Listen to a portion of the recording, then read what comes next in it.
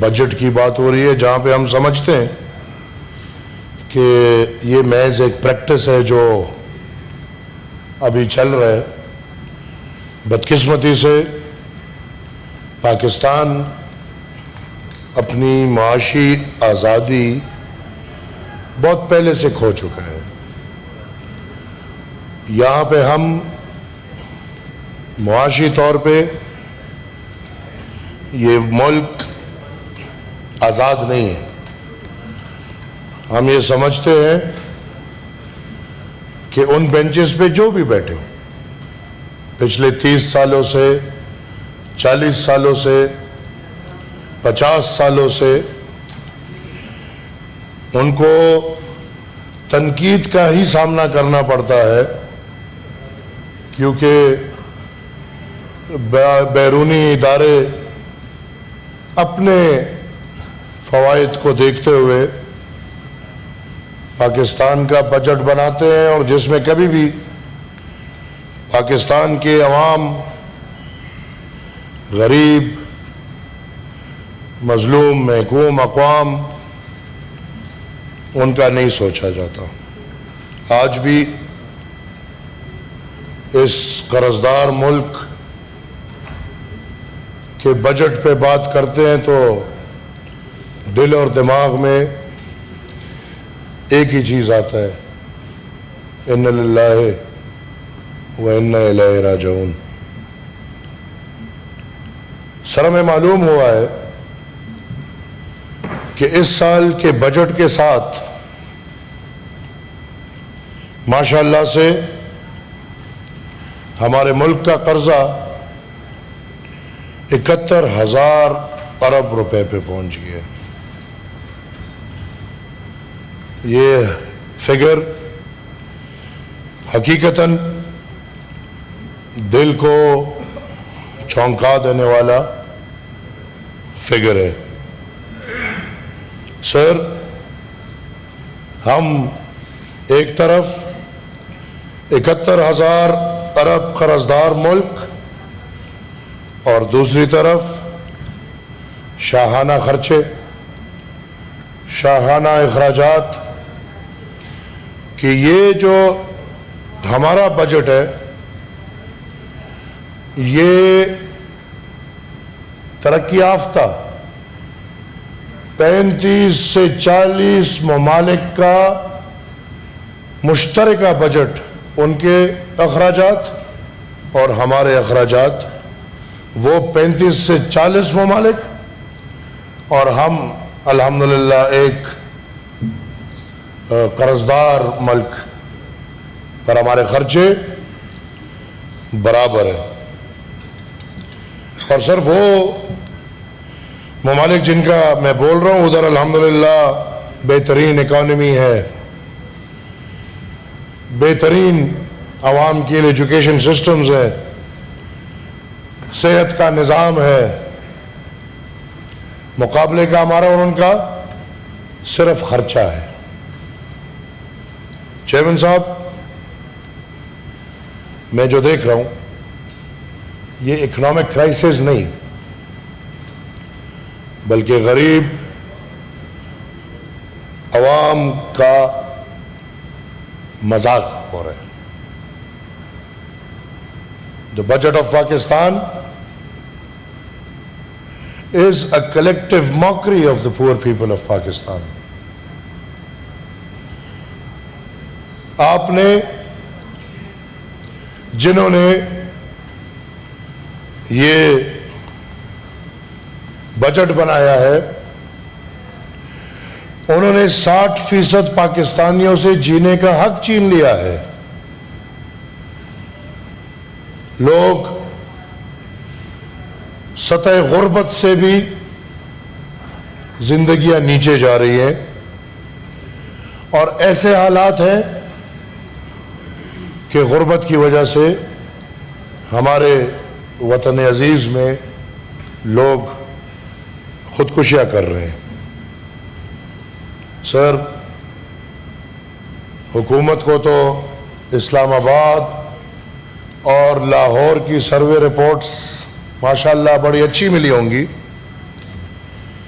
لیکن اسلام آباد اور لاہور سے باہر جا کے بھی ذرا یہ حکومت جو تمام تر علاقوں اور مسائل کی طرف پیٹ کی ہوئی ہے، ہم چاہیں گے کہ ادھر بھی ذرا نظر دورائے. صرف غربت نہیں، لوگ پاکستان کے اندر ضلالت کی زندگی گزار رہے ہیں. I am sorry to use this word, لیکن اٹس اے فیکٹ. اس دور میں میرے خیال میں 60 سے 70% پاکستان میں پینے کا صاف پانی نہیں. اس دور میں پاکستان میں سکولز اور پاپولیشن کا ریشو نکالے تو خود پتہ چل جائے گا کہ وطن عزیز عوام کی پڑھائی پہ کتنا توجہ دیتی ہے. اور اللہ نہ کرے کوئی غریب بیمار ہو جائے تو دعا اور اللہ کے آسرے پہ اور قسمت پہ پڑا ہوگا، کیونکہ اول تو صحت کے سہولیات بہت علاقوں میں ہے نہیں، بنیادی سہولیات نہیں ہے، اور پھر جہاں ہے وہ 60-70% پاکستانیوں کی پہنچ سے دور ہے. جناب چیئرمین، ہم اللہ اکبر اللہ اکبر اللہ اکبر اللہ اکبر اشہد ان لا الہ الا اللہ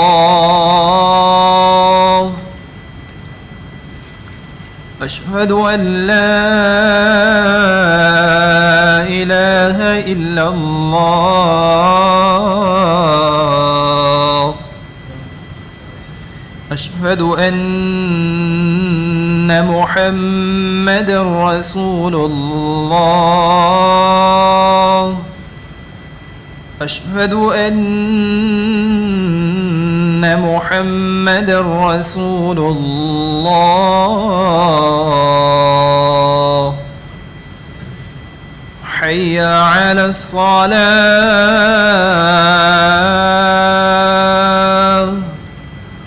حی علی الصلاة حی علی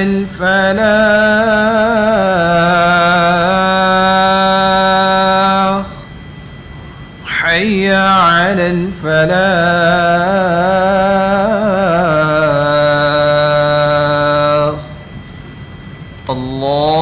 اللہ اکبر اللہ اکبر لا الہ الا اللہ.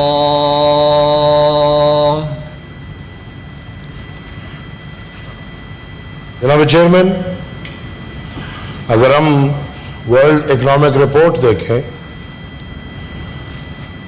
تو ہماری ترقی محض تقریروں تک محدود ہے. تقریریں سنیں تو ہم الحمدللہ، وہ ایک دور تھا کہ ہم فیس بک اور ٹویٹر پہ ترقی کر رہے تھے، آج ایک دور ہے کہ ہم تقریروں میں ترقی کر رہے ہیں. اور زمینی حالت دیکھیں تو اس تقریر کے یا جو ترقی یافتہ تقریر ہوتی ہے اس کے بالکل الٹ ہوتا ہے. میں جناب حکومت سے ریکویسٹ، ہمیں پتہ ہے، میں پھر کہوں گا کہ it's just a practice. Budget وہ ہے جو آئی ایم ایف کے ساتھ مان لیا گیا ہے، اور وہ اس میں وہ جیسے نہ آپ کو بھی پتہ نہیں تھا کہ آپ کی تنخواہ 600% بڑھ گئی ہے. تو اس کے میں ایکسپلین کروں گا. نہیں سر، میں کہہ رہا ہوں آپ کو بھی پتہ نہیں تھا. یہ اتنا بڑا عہدہ الحمدللہ, نائب صدر, چیئرمین سینٹ, پتہ بھی نہیں ان کو کہ ہماری تنخواہ. اور سر پھر حیران کن وزیر اعظم صاحب کا بیان آتا ہے کہ بھائی مجھے نہیں پتہ یہ کیا ہوا ہے. میں سمجھتا ہوں تو شاید میرے بھائی تارڑ صاحب کو بھی نہیں پتہ ہوگا, کیونکہ یہ تو بینکر صاحب گئے اور IMF کے ساتھ چیز تیار کر کے آ گئے, کسی کو بھی نہیں پتا کہ کیا کیا اور کیا نہیں کیا. اور سیاست کو بدنام کرنے کے لیے جس نے بھی, سر چیئرمین صاحب آپ نے تو وضاحت کی, لیکن میں یہ کہتا ہوں, میں یہ ڈیمانڈ کرتا ہوں کہ جس نے بھی چیئرمین سینٹ اور اسپیکر نیشنل اسمبلی کی یہ تذلیل کرنے کی کوشش کی ہے, ان کے خلاف سخت سے سخت کارروائی ہونی چاہیے. کیونکہ نہ ڈیمانڈ ہے, نہ پتہ ہے, نہ ارادہ ہے, نہ نیت ہے, لیکن پھر بھی کچھ لوگ جمہوریت اور سیاست اور اس نظام کو بدنام کرنے کے لیے, جہاں غریب کی تنخواہ میں شاید 2% اضافہ نہ ہو, وہاں 2 عہدوں کی تنخواہوں میں 600% اضافہ کر کے منسٹر صاحب اس کی وضاحت بھی کرتے ہیں کہ یہ بہت عرصے سے نہیں ہوا, لہٰذا اس لیے بھی کر رہا ہوں. تو سر میں سمجھتا ہوں whoever has done it, you must put an inquiry to it, اور they must be questioned کہ بھئی یہ کیوں کرتے ہو. سر میں پھر بھی تمام حقیقتوں کو سامنے رکھتے ہوئے یہ پریکٹس کہ کم سے کم اتنا اطمینان ہو کہ اپنا حق ادا کر لیا, اتنا اطمینان ہو کہ جہاں پہ 50 سال سے یہ ملک فائنینشلی کمپرومائزڈ ہے اور IMF کے مرضی سے بجٹس لا رہا ہے, ادھر اپنی آواز اور اپنا نظریں بلند کر لیں. سر اس ملک کو اکنامک سرجری کی ضرورت ہے. ہم کیوں آنکھیں بند کر رہے ہیں؟ 71,000 ارب روپے قرضہ اور دوسری طرف انگریز سے بچا ہوا شاہانہ طرز زندگی کا عمل. سر میں سمجھتا ہوں کہ پاکستان اتنی ہمت 70-80 سال آزادی کے بعد کر لے کہ کم سے کم جن سے آزادی حاصل کی ہے ان کے قانونوں سے بھی آزادی حاصل کر لے.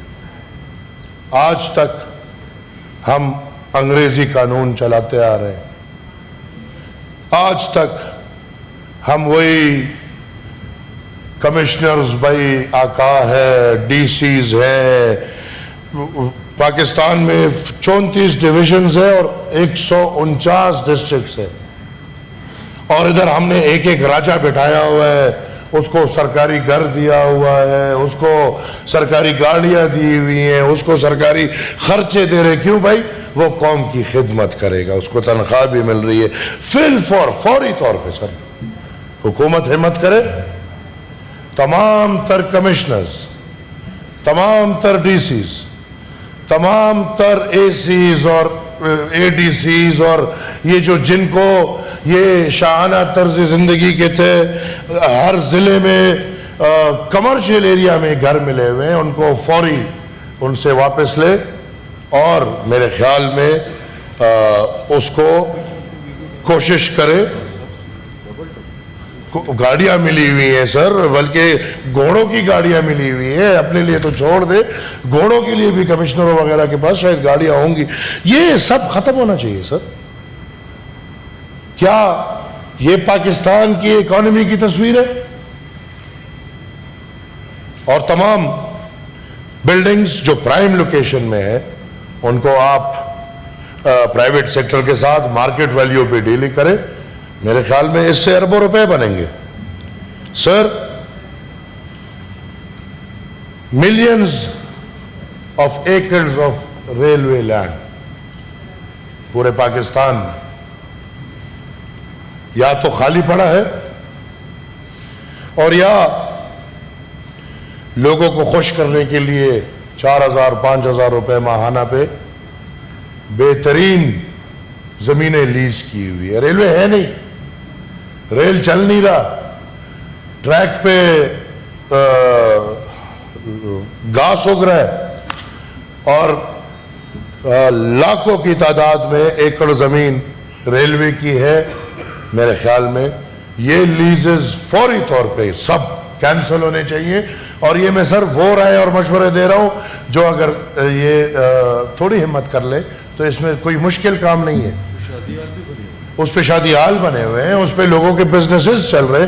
لہٰذا میں سمجھتا ہوں کہ ریلویز کی جتنے بھی زمین ہے اس کو فوری طور پہ اس کا لیز ختم کر کے مارکیٹ ویلیو پہ اس کو ڈیل کریں, ملک کے لیے پیسہ اکٹھا کریں.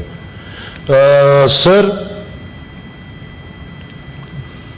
اربوں روپے کے قرضے سپریم کورٹ کے پاس ریکارڈ پڑا, کس کس نے لیے ہیں اور کس کس کے معاف کرائے ہیں.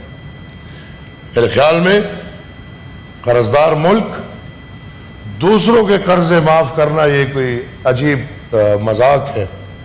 سپریم کورٹ کے پاس وہ لسٹ ہے اور پاکستان میں جس نے بھی لون لیا ہے اور وہ معاف کرائے گئے ہیں, برائے مہربانی ان سب کو قانون کے کٹہرے میں لا کے ان سے یہ لون واپس لیا جائے.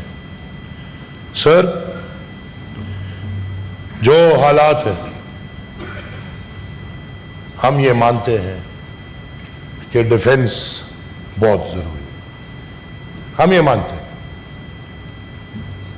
عوامی نیشنل پارٹی ایک تاریخ رکھتی ہے اور اس تاریخ کو مد نظر رکھتے ہوئے سر چیئرمین صاحب, میرے پردادا باچا خان نے 37 سال جیل گزاری, میرے دادا خان عبدالولی خان مرحوم نے 11 سال جیل گزاری, میرے والد آپ لوگوں کے کلیگ نے 8 سال جیل گزاری.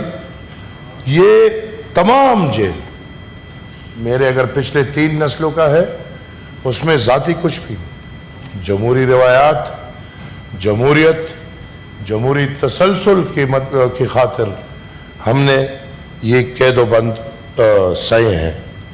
ہم نے سر اس سے زیادہ ہمارے پہ ایک دن میں ہمارے 600 800 ورکرز شہید کیے گئے ہیں. ہماری ہزاروں کی تعداد میں سوسائڈ بامبنگ میں ہمارے ورکرز اور لیڈرز شہید کیے گئے ہیں. میں تھا نہیں لیکن میں نے تقریر سنی. میں جب جمعیت علماء اسلام اور ان کے تمام تر ورکرز اور لیڈرز کے اس غم میں جو مولانا صاحب کا بیٹا کچھ گھنٹوں کے لیے دہشت گردوں نے قبضے میں لائے اور پھر وہ چلے گئے, اور میں سمجھتا ہوں یہ بہت بڑا مسئلہ ہے, لیکن سر بدقسمتی سے تو انہوں نے کہا کہ ہمارے گھر تک بات گھس گئی تو بہت افسوس کی بات ہے. لیکن سر جب ہمارے گھر پہ یہ سب گزر رہا تھا, جب عوامی نیشنل پارٹی پہ یہ سب گزر رہا تھا, تو تب سوچے یہ آوازیں آتی تھی کہ امریکہ سے ڈالر لیے گئے ہیں, انہوں نے امریکہ سے ڈالر لیے ہیں اور اس کے بدلے یہ سب ہو رہا ہے. تو میں نہیں سمجھتا کہ خودکش دھماکے کی قیمت ہو سکتی ہے. اپنی جان کی, اپنے پیارے, اپنے محبوب, اپنے والد, اپنے بھائی, اپنے بہن, اپنے بچے کی کوئی قیمت ہو سکتی ہے. میں تمام ان لوگوں کے غم میں شریک ہوں, شامل ہوں جو اس سے گزر رہے ہیں, اور میں چاہتا ہوں کہ ہمارے غم میں بھی شرکت کرے. آج سے ہی, کل غلطی ہوئی ہے, آج اس پہ معذرت کر لے, انشاءاللہ ہمیں اچھا لگے گا. سر, سیاست کو ذاتی جگہوں پہ لے گئے ہیں سب. میں آج بھی میں سمجھتا ہوں کہ پاکستان تحریک انصاف کے ساتھ نظریاتی سیاسی طور پہ جتنی مخالفت میری یا عوامی نیشنل پارٹی کی ہے شاید کسی کی کم ہی ہوگی, لیکن میں پھر بھی آج on the floor of the house یہ کہتا ہوں کہ اگر پاکستان تحریک انصاف کا رہنما چیئرمین اگر ایک سیاسی قیدی ہے تو میں آج اعلانیہ یہ ڈیمانڈ کرتا ہوں کہ اگر وہ سیاسی قیدی ہے تو اس کو فی الفور رہا کیا جائے,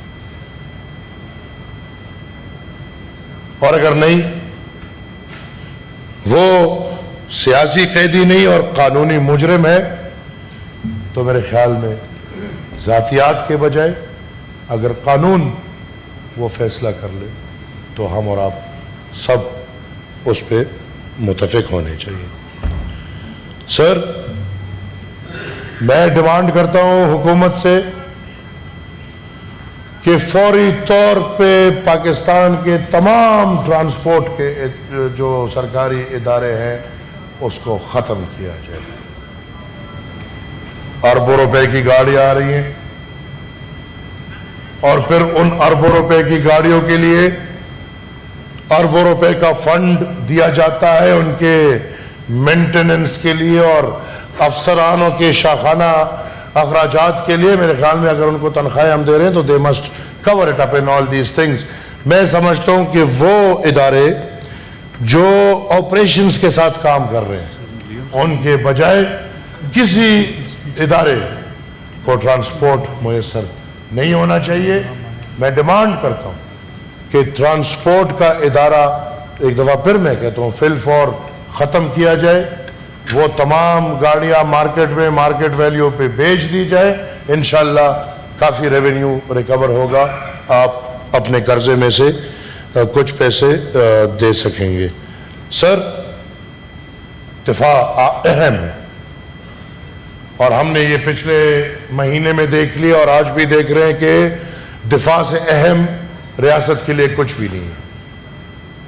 تو ہم حکومت سے ریکویسٹ کرتے ہیں، ایک طرف یہ بھی مانتے ہیں کہ دفاع سب سے اہم چیز ہے،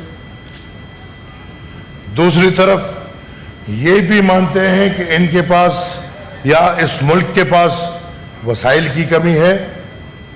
تو تیسری طرف آئین کو سیاستدانوں نے آئین کو اس پارٹی نے جس پارٹی نے یہ نعرہ دیا کہ ووٹ کو عزت دو، اس نے آئین کو پیروں تلے دبایا ہوا ہے.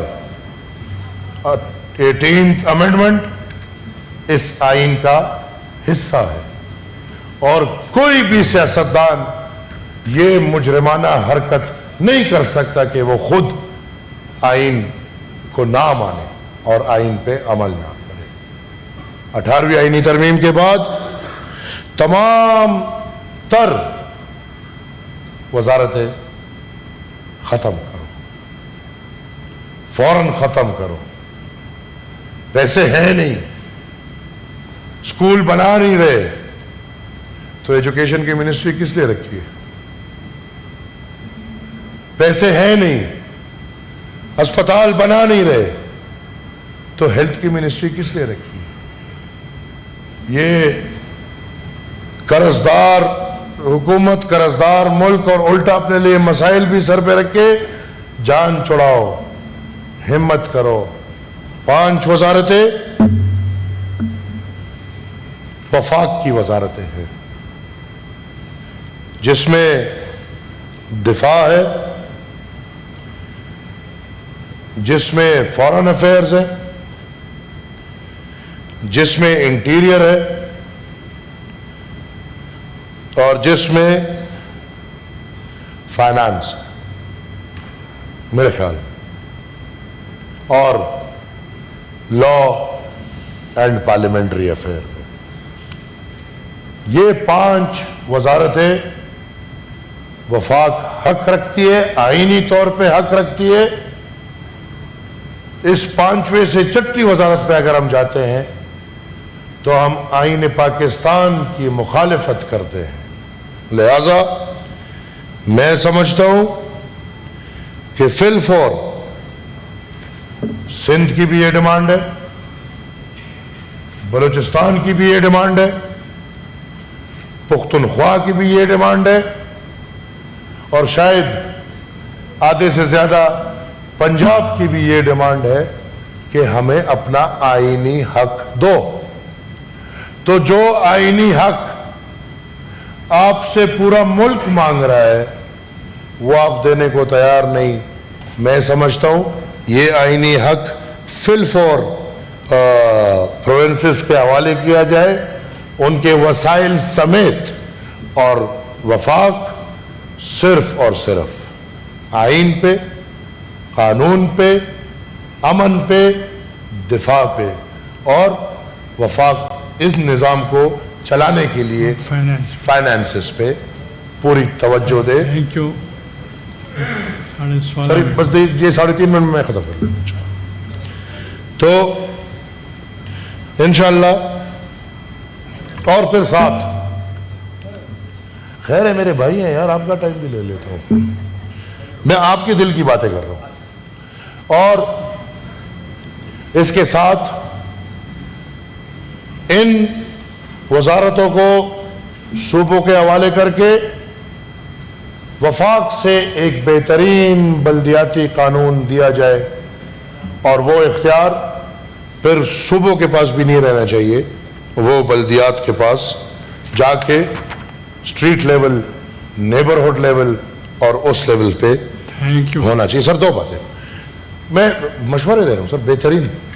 पाकिस्तान में सर इतने टोल प्लाजा है कि हमें लगता है कि हम सड़कों पे नहीं, टोल प्लाजों के बीच में सफर कर रहे होते हैं। मैं समझता हूं सिर्फ लाहौर का जो टोल प्लाजा है, मोटरवे, शायद ये पूरे पाकिस्तान को चलाने के लिए काफी अगर एहतसाब हो जाए कि वो पैसा किधर जाता है, कौन लेकर जाता है, क्या होता है और क्या नहीं होता। सर 71,000 अरब कर्ज से निकलने के लिए तकरीरें नहीं हो सकती, काम होना चाहिए, सर्जरियां होनी चाहिए। एक दफा फिर कहता हूं, शाहाना तर्जी जिंदगियां खत्म होनी चाहिए। इधर सर आम बंदा होता है, sorry I don't want to से टू एनीवन, मेरी तरह आम बंदा होता है, एक दिन अकेला घूम रहा होगा, अगले दिन मौसूफ वजीर बन जाएगा, फिर 100 बंदे उसके साथ घूम रहे होंगे। भाई क्या फर्क है अगर वजीर बन गया, झंडा तो लग गया वैसे ही, तो फिर ये 100 बंदों के बगैर भी आप घूम सकते हैं, ये कोई इतनी बड़ी बात नहीं है। अगर हम देखते हैं कि मुहसिब तरीन दुनिया कनाडा में और प्राइम मिनिस्टर 5 साल 10 साल बाद घर जाते हुए सिर्फ अपने साइकिल और किताबें लेकर जाते हैं, तो क्यों हम ये नहीं कर सकते। सर मैं आखिरी बात करूंगा, आई नो मैंने टाइम ज्यादा ले लिया, लेकिन सर मुजरिमाना फेल हुकूमत पाकिस्तान का 18th अमेंडमेंट सर कब पास हुए, आप वजीर आजम थे, आज तक एनएफसी नहीं हो रहा, क्यों? Can I ask this simple question कि 18th अमेंडमेंट के बाद जो भी है उन्होंने एनएफसी, और वो एनएफसी जो मेरे भाई ने अभी जिक्र किया, जो फैसला करते हैं कि सूबों को क्या मिलेगा और क्या नहीं मिलेगा, वो एनएफसी क्यों नहीं हो रहा? बलूचिस्तान से किया हुआ वादा, गैस का पैसा आधा आधा क्यों नहीं मिल रहा? पुख्तनख्वा से किया हुआ वादा, एजी एंड काजी फार्मूला रियासत का बनाया हुआ, बिजली का पैसा क्यों नहीं मिल रहा? तंबाकू का पैसा क्यों नहीं मिल रहा? ऑयल एंड गैस का पैसा क्यों नहीं मिल रहा? सर बलूचिस्तान को अपना हिस्सा मिलना चाहिए, सिंध को अपना हिस्सा मिलना चाहिए, पुख्तनख्वा को अपना हिस्सा मिलना चाहिए, पंजाब को अपनी शनाख्त और अपना हिस्सा मिलना चाहिए, कश्मीर और गिलगित के लोगों को अपने आईनी हुकूक मिलने चाहिए। अगर ये हुकूक आप देते हैं, इंशाअल्लाह ये तसल्ली रखे कि ये पाकिस्तान को मजबूत करेगा, शुक्रिया, कमजोर नहीं करेगा। शुक्रिया। और ना तो अगर हम ये मसले हल नहीं करते तो हम टाइम बम पे खड़े। इधर आइन और कानून सो रहा है, इधर इंतहा पसंदी को हम इतना बढ़ा चुके हैं एक स्पीच के बाद कि वो दहशतगर्दी पे पहुंच गया है। Thank you sir. इधर अनएम्प्लॉयमेंट इंतहा पे है। 20.5 मिनट सर बस इधर इससे पहले इन सबको अगर हम छोड़ते हैं तो मुल्क तबाही की तरफ जा रहे हैं। लिहाजा खुदारा थैंक यू। अपनी आज़ादी हासिल करें, अपने 60% गरीब पाकिस्तानियों को जीने का हक